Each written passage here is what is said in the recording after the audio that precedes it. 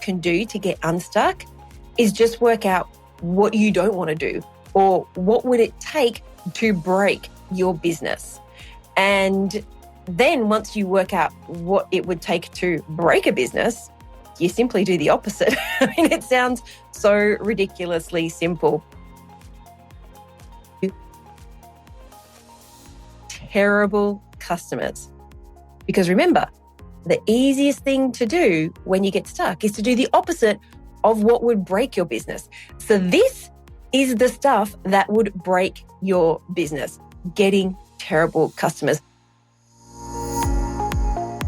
Hey there, and welcome to the Bringing Business to Retail podcast. If you're looking to get more sales, more customers, master your marketing, and ultimately take control of your retail or e-commerce business, then you're in the right place. I'm Selena Knight, a retail growth strategist and multi-award-winning store owner whose superpower is uncovering exactly what your business requires to move to the next level. I'll provide you with the strategies, the tools, and the insight you need to scale your store. All you need to do is take action. Ready to get started?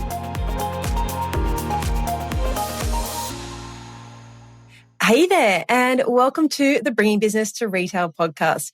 If you have been here before, you know that I love giving you strategies on how to scale your business. But the other day, someone told me that I am a super fun person, and that doesn't always come through in my social media and always in my podcast, which I was actually really surprised about, because I know that in the past, I actually had a hater once who told me that I laugh too much in my podcast. So maybe subconsciously, I've been dialing that back a little bit.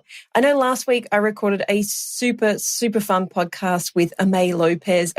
We did a lot of giggling in that podcast, but it was all strategy based, because at the end of the day, business is supposed to be fun. Maybe you're thinking to yourself, well, it doesn't feel that fun sometimes.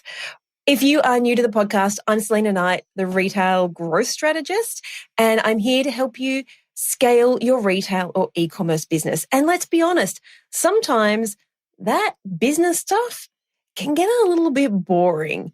I mean, I love talking about business. Earlier this year, I joined a business community, the Club of United Business, which I also call CEO Club. And I love geeking out on all things business. I mean, my happy place is going to our sessions where you sit around and each person gets 10 minutes to talk about their problem and the group brainstorms solutions. I mean, that is my happy place.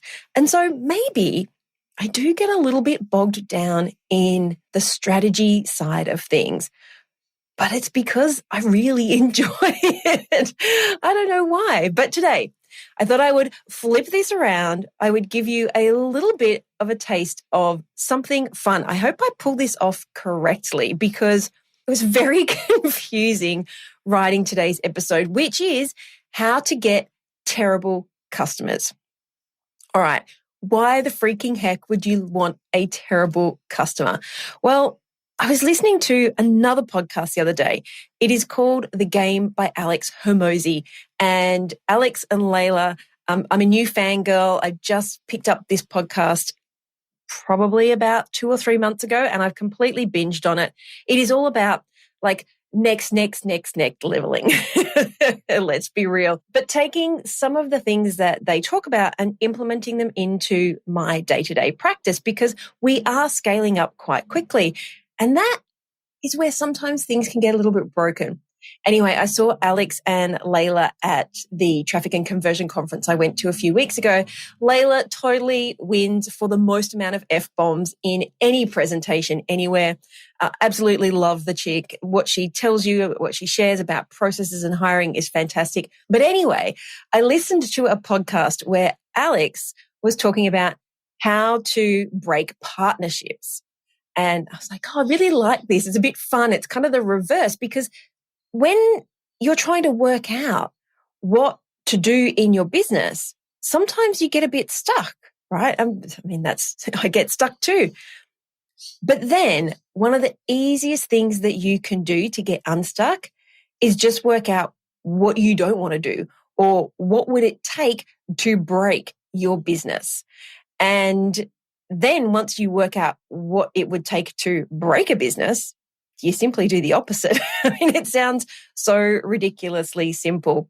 When it comes to growing, one of the things that we're focusing on this quarter is sales. But of course, sometimes sales means more customers. Sometimes it means your existing customers. Sometimes it means more customers. And one of the things we're focusing on is our customer acquisition, but with a sales focus. And you've probably seen my ads. I mean, if you are on my list, if you listen to this podcast, I'm pretty sure you've seen some of my ads about our inventory management masterclass with a whole bunch of bonuses that you can grab. And I am so excited to see the results that have come out of that. And that for me is customer acquisition, where yes, people are buying into what we call a low ticket product, but it means for me that my customer acquisition is pretty much neutral. And that is golden. So let's talk about what today's episode is going to look like. Essentially, I'm going to show you I'm going to tell you how to get terrible customers. Because remember, the easiest thing to do when you get stuck is to do the opposite of what would break your business. So this is the stuff that would break your business, getting terrible customers, the ones that whinge all the time, the one that DM you at 11 p.m. and they expect a response, the ones who take up way too much of your time and your team's time and your brain space and your team's brain space. And often you get very little return from them.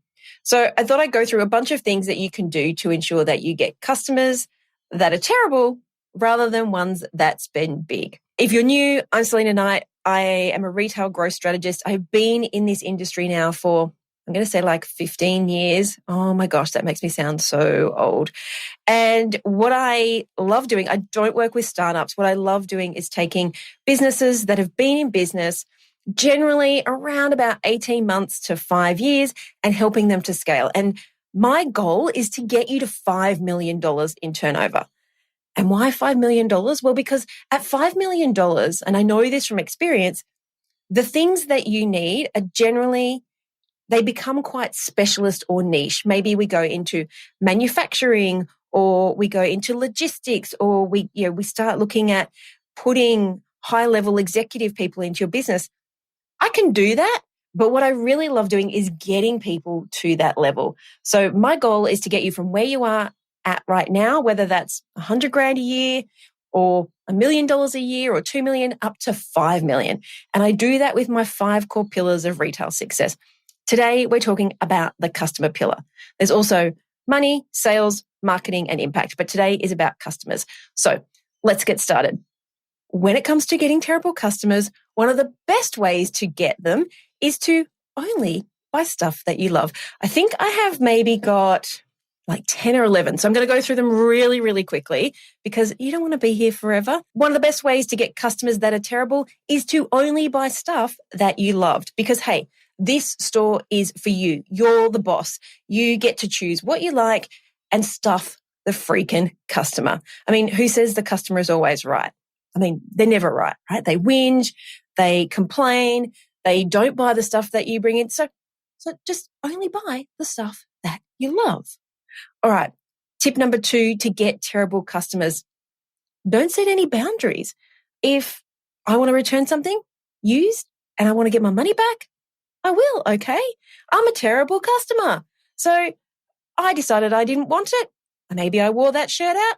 Yeah, who cares? I will return it. I will take up your time. I will make you pay for the shipping. And unless you have told me otherwise, I'm going to try it again and again and again. And I'm probably just going to hammer you down until you cave. Because remember that time that I DM'd you at 11 p.m. and you replied? Well, you set the bar. Now that's what I expect as a terrible customer. I'm going to expect that you DM me at 11 p.m. I'm going to expect that you don't have any policies, any processes. And even if you do, your staff aren't going to follow it. So tip number 2, to get people like me who are terrible customers, don't set any boundaries. All right. Tip number 3. So number 1, only buy the stuff that you love because it's your store. Tip number 2, don't set any boundaries. And if you do, don't stick to them. Tip number 3, as a terrible customer, I never want you to send me any emails or any promotions because, hey, as a customer, the only way I can not buy your stuff is if you never sell it to me. And I don't want to buy your stuff anyway because you're only buying the stuff that you love. You can see how this gets really confusing when I was trying to write it down, okay? So if I mix it up, just have a giggle with me. But I, in this podcast, am going to be the terrible customer. So don't buy me the stuff that I want. Don't set any boundaries. And don't send me any emails or any promotions because I don't want to hear from you. Tip number 4, as a terrible customer, if I contact you, I want you to take forever to get back to me. I mean, you can take days, you can take weeks, whatevs. I can wait. I mean, after all, you don't want my money and you don't have anything that I want and you haven't sent me any emails or promotions. So don't get back to me anytime soon. There's no expectations whatsoever because this is how you break a business. Remember, this is how you get terrible customers. Oh, I'm confusing myself even just saying these out loud. I am so glad that I wrote notes. But tip number 1 for terrible customers, only buy the stuff you love. Tip number 2, never set any boundaries, never stick to them. Tip number 3, don't send any emails, don't send any promotions. Tip number 4, take days, weeks, or don't even get back to your customers at all. Tip number 5, I think that's what we're up to. Make sure that no one can find you. I mean, hey, if as a terrible customer I am out and about, I really don't want to come into your store. So make sure you don't have any signage. Make sure you never list your opening hours on Google or on your website. Make sure you aren't listed in any directories or you aren't on Google Maps. Oh, and don't have a website because I would never buy anything online. So I don't even need to know that you exist. Why would I want to? I mean, as a terrible customer, if I happen to stumble across what you've got, I'm just going to break all the boundaries. All right. And in that same vein, tip number, I think we're up to 6, don't ever utilize Google Shopping because when I'm searching online, I want it to be as difficult as possible. I would never want to be able to just type in what I want, click a button, and my screen fills up with everything that I've wanted to buy. I mean, I don't need to know that. I want to spend hours clicking through websites, ticking into the search button, typing in blue t-shirt, probably pink t-shirt, because clearly I own way too many pink t-shirts. I want to be able to do that as a terrible customer because all I do is get me frustrated. And then I get annoyed when I finally end up on a website and it's out of stock. So don't use Google Shopping, which is going to tell me whether it's in stock, what the price is, and whether it's going to be shipped to me. I would much rather click 472 buttons and end up on a website and spend hours trying to look for my purchase. Oh, and don't run paid ads. Just because I visited your store, it doesn't mean I ever want to buy from you again. Remember, I don't matter because this store is all about you and you're not in the business to sell anything because it's your business. You get to do what you want. You got no boundaries. Remember, don't target me. Remember that I'm not here to buy from you because you don't want to sell to me.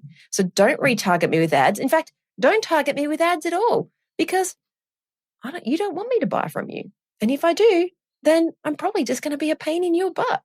I have no idea what number we're up to.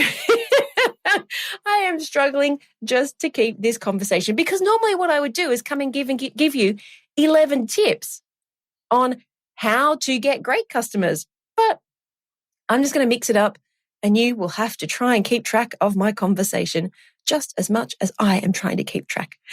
Okay. Tip whatever number we're up to. Don't let me pay extra for fast shipping. I mean, there is never going to be a situation when I need something fast and I am prepared to pay for it. I am a terrible customer. So I don't want to give you any extra money. I don't want to pay for shipping even if you have free shipping. I don't need it right now because I can just send you a DM at 11 p.m. and whinge about why my product hasn't turned up, even though I only ordered it 30 minutes ago. So don't ever let me pay for extra fast shipping. Okay. Next tip, never have any new stuff. I mean, as a terrible customer, I really want to buy the same thing that I was buying last year. I mean, heck, even last decade, because everything comes around. Can I just have a sidebar here? I was going through my wardrobe the other day and I was wearing the same dress that I had worn. I had a Facebook memory come up and it was the same dress I wore like 6 years ago. And instead of being upset, I was actually really impressed by the fact that this dress was still in perfectly wearable condition. So that is a little sidebar. Let me slip back to where I was. Never have new stuff because I want to buy the same thing and I never have any free time to browse or spend just because I want to. So just have the same old boring stuff and don't ever increase your prices and don't ever think that maybe I just like spending money. Speaking of which, don't let me give you my money. I am a high spender and I maximize my frequent flyer miles with Amex. So be sure that you turn me away by not taking my Amex. Be sure to push me to a competitor or just make me not buy because, heck, I'm a terrible customer. So just don't let me give you my money. Don't find other ways for me to be able to give you cash. And even though it's been proven that I will spend more money if you have buy now, pay later, don't give me that option. I mean, that's that 3, 4, 5, 6% that it might charge you. Don't check to see whether my orders go up by more than that if I use buy now, pay later. Buy now, pay later. Because I'm a terrible customer and I just don't want to give you my money. Just keep that couple of percent of no sale instead of taking the 95% of the higher sale that you didn't get from me as a terrible customer because you wouldn't let me give you my money. Next tip, don't change anything ever. I mean, I want you to keep your windows the same, your website the same. Remember, you're already going to keep the stuff that you stock the same. I want you to keep any offers that you have always the same. Remember, keep it all the same because as a terrible customer, that's the kind of stuff that I'm going to be attracted to. If I was a good customer, I would want you to be changing those things all the time. But I am a terrible customer. So make sure you keep everything the same. And that goes with your pricing as well. Don't put your prices up. I mean, all I'm going to do as a terrible customer is whinge about the fact that you put your prices up. Anyway, next up was actually don't put your prices. Oh no, don't put your prices on things. I mean, this drives me insane. If I can't find you and you've never marketed to me, and even if I did accidentally stumble across your business and I couldn't get my products fast and you didn't want my money, so why the heck would you bother to put prices on things so that I would know how much it costs? Because all that's going to happen is you're probably not going to give me the options to pay for it. And if you do, I'm going to whinge anyway. So actually, if you never put prices on stuff, you give me something to whinge about. Yay! Because as terrible customers, that is my goal in life, to make your life a misery, to take up your time, to take up a lot of your energy, to take up your bandwidth, and to not give you any money in the process. So as a terrible customer in this pretty quick episode, here is what I want as a terrible customer. I want you, the business owner, to only buy the stuff that you love. I don't want you to set any boundaries. And if you do, there's no chance that you should keep them. I don't want you to ever send me an email or a promotion. You can 100% take days or weeks or just don't bother to get back to me because that just gives me an excuse to whinge. And all I'm looking for is an excuse to whinge. Make sure I can't find you. Make sure you're not listed anywhere. There's no signage, nothing. Don't use Google Shopping. Google. Don't use Google Shopping because I want to spend hours of my time looking for a new pink shirt, not just be able to click a button and buy something. Don't run paid ads to me because I'm not going to buy. Don't let me pay extra for super fast shipping. Make sure you never ever have new stuff because that will give me something to whinge about.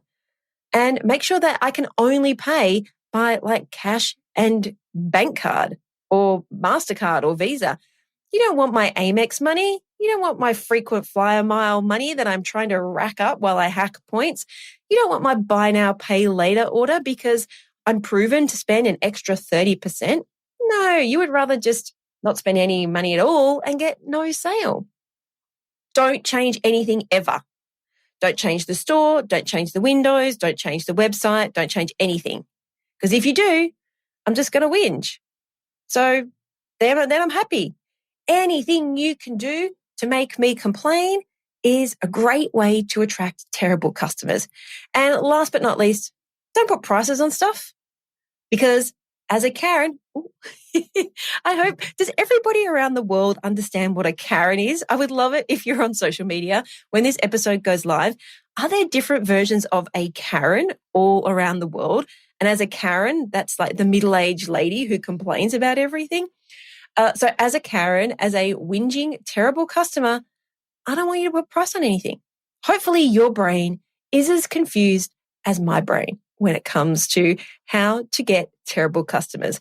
But the whole purpose of this episode was for you to flip all of those things and use them as ways to get great customers.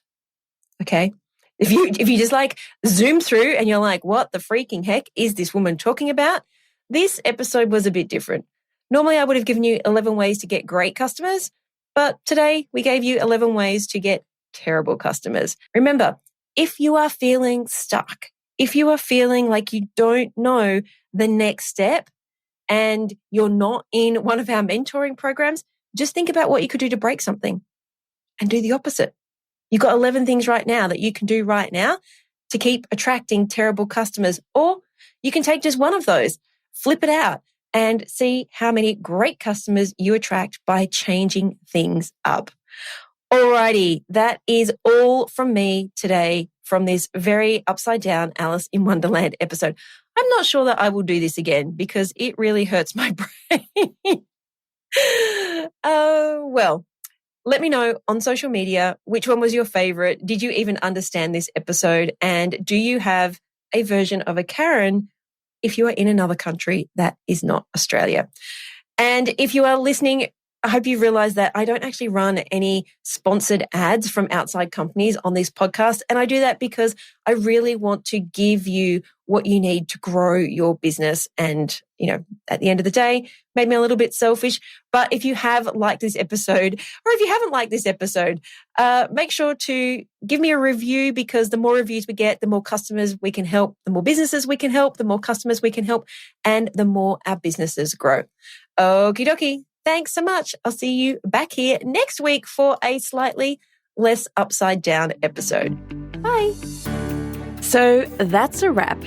I'd love to hear what insight you've gotten from this episode and how you're going to put it into action. If you're a social kind of person, follow me at @TheSelena and make sure to leave a comment and let me know. And if this episode made you think a little bit differently or gave you some inspiration, or perhaps gave you the kick that you needed to take action, then please take a couple of minutes to leave me a review on your platform of choice. Because the more reviews the show gets, the more independent retail and e-commerce stores just like yours that we can help to scale. And when that happens, it's a win for you, a win for your community, and a win for your customers. I'll see you on the next episode.